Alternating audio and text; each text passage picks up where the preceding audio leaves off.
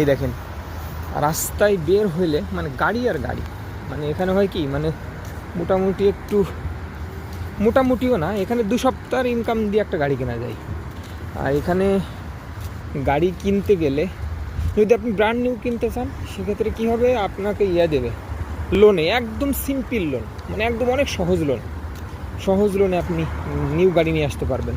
হয়তো বা মাসে 100 পাউন্ড, 200 পাউন্ড, 500 পাউন্ড, BMW, তারপরে যেগুলো বেশি দামি গাড়ি আছে ওইগুলা একটু বেশি মান্থলি আপনার দিতে হবে, লোন দিতে হবে।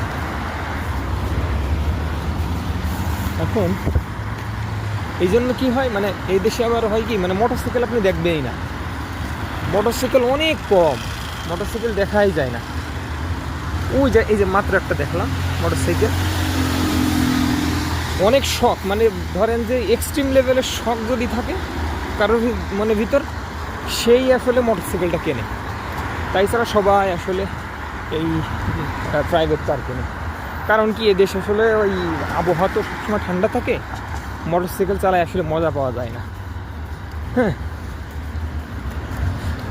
এই জন্য ওই প্রাইভেট কারেরই বেশি কেনে।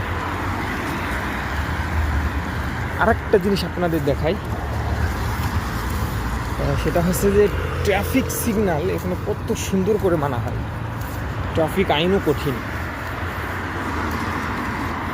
এখানে ফার্স্টে আমাদের কী করতে হবে, আমরা ধরেন ওই পারে যাব, হ্যাঁ, ওই পারে যাইতে হলে এই যে এখন সব গাড়ি যাচ্ছে, আমরা এখানে ওই পারে যাওয়ার জন্য এখানে ক্লিক দিতে হবে,